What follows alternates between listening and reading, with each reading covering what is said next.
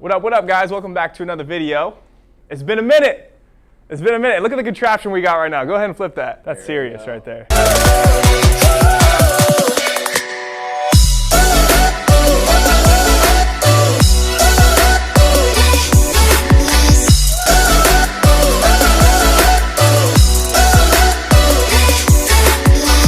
So quick update, guys. I'm 23 days out. I'm feeling depleted.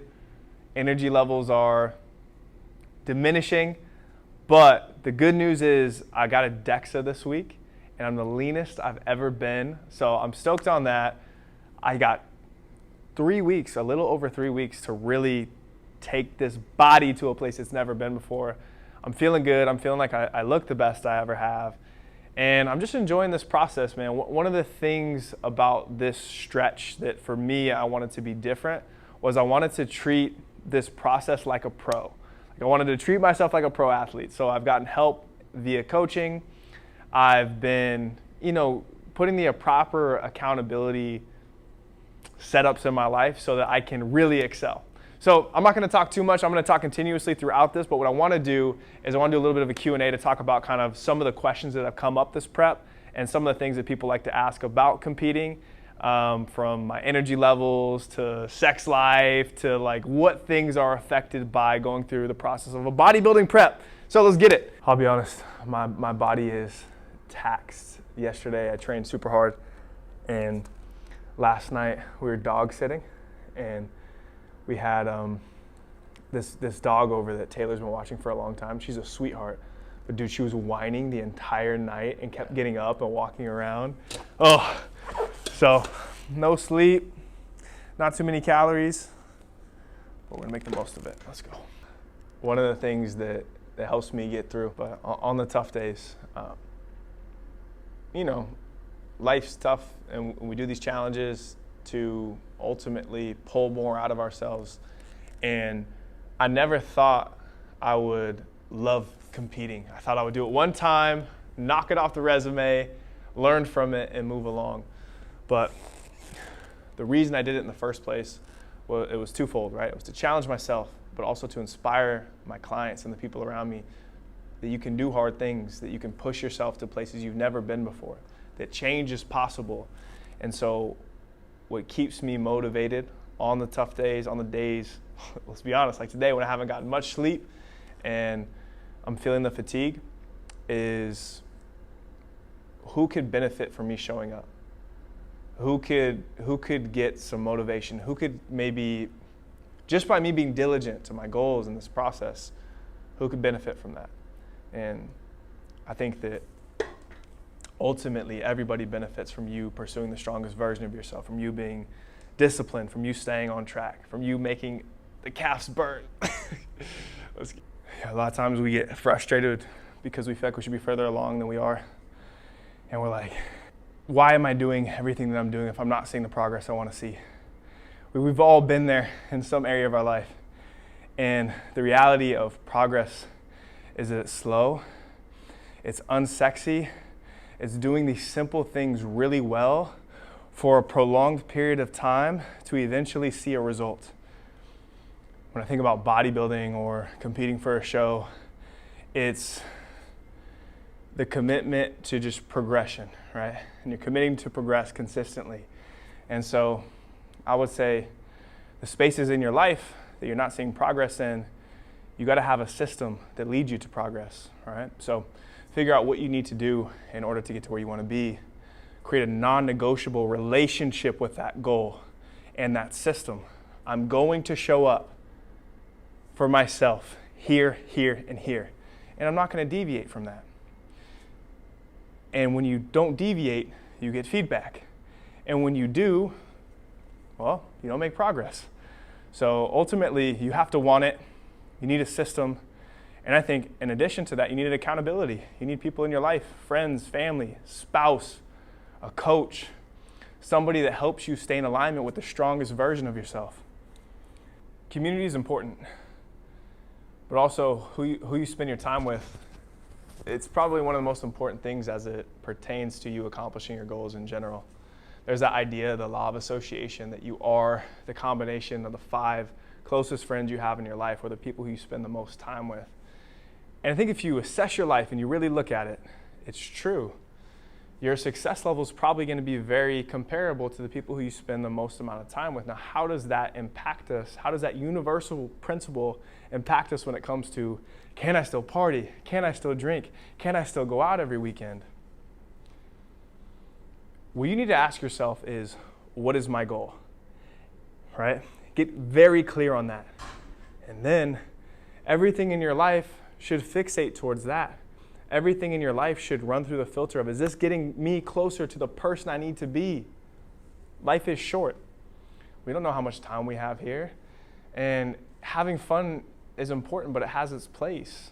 A lot of times what people deem as fun is going out, getting trashed with their friends, spending too much money that they don't have on toxins to fill their body, trying to be someone, trying to be somewhere. It's like, dude, invest into yourself and your goals.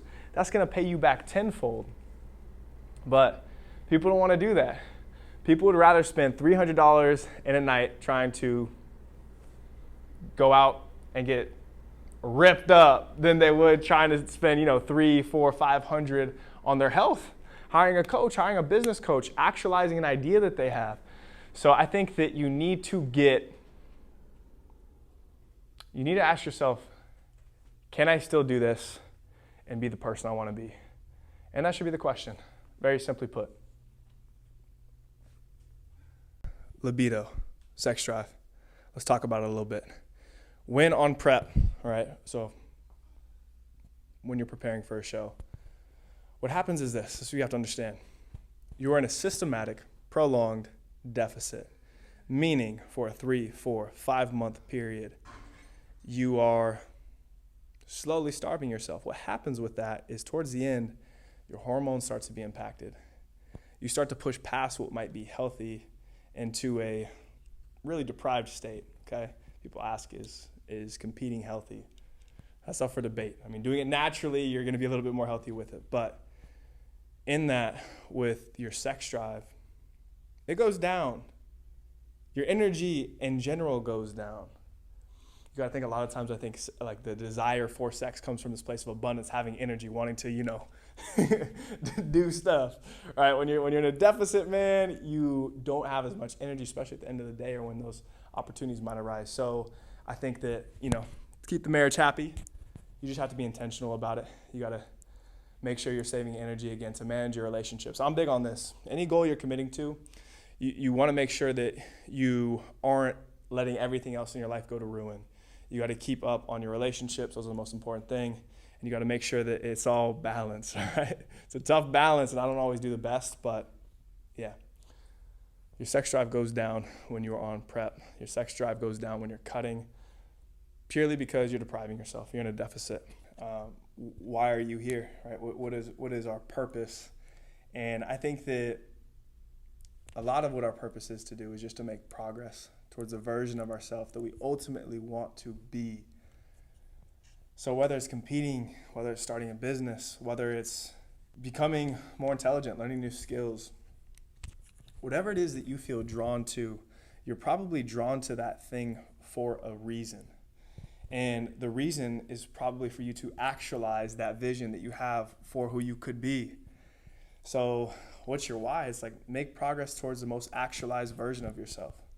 What's the most actualized version of myself? Like where do I start? I don't know. I don't have any dreams. I don't have any aspirations. Well, it's like, well, who do you look up to? You can start there.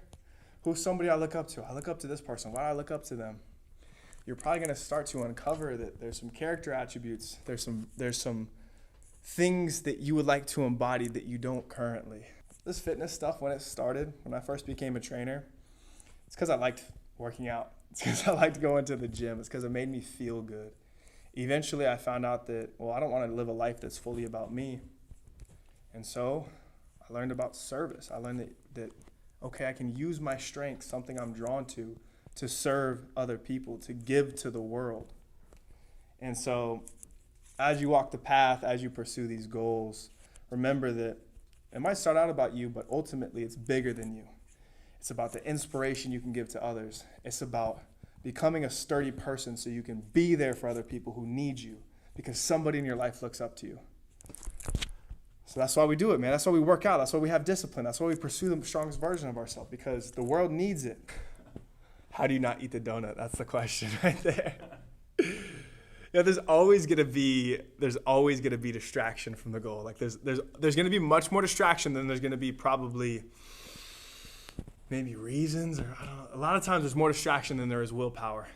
So you have to flip that. All right. So for me, when I'm on a prep and I'm getting ready for a show, and I get offered food or things that might not be in alignment with my present goal, what I know for sure is I don't want to get to stage day, okay?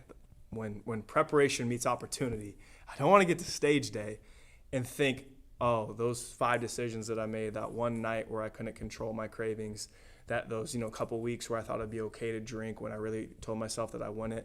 I don't want to look back on anything like that. I don't want to have regret. I don't want to have any stone unturned that I did everything that I needed to do to bring the best package possible. So let regret be your guideline. A lot of times when we overeat, when we overindulge, and we eat foods we know we shouldn't eat, what do we feel the next day? Regret. All right, what happens when you drink too much and you wake up the next morning with a headache and a hangover? I'm never doing that again. So listen to that and don't do it in the future. All right, guys, I'm going to end off with a little posing and a physique update to show you guys how I'm looking 3.5 weeks out. I hope that some of those questions that I answered were helpful. I hope that you were able to derive some value from that. And if there's anything that I didn't cover that you want me to cover either in a future video or something I can respond to directly in the comments, leave one down below. Would love to connect with you. Would love to help you solve that problem. We're in this together, all right? So whatever you're going through right now, just keep pushing. Man, you can do it. You can do it. I can do it. Let's keep going.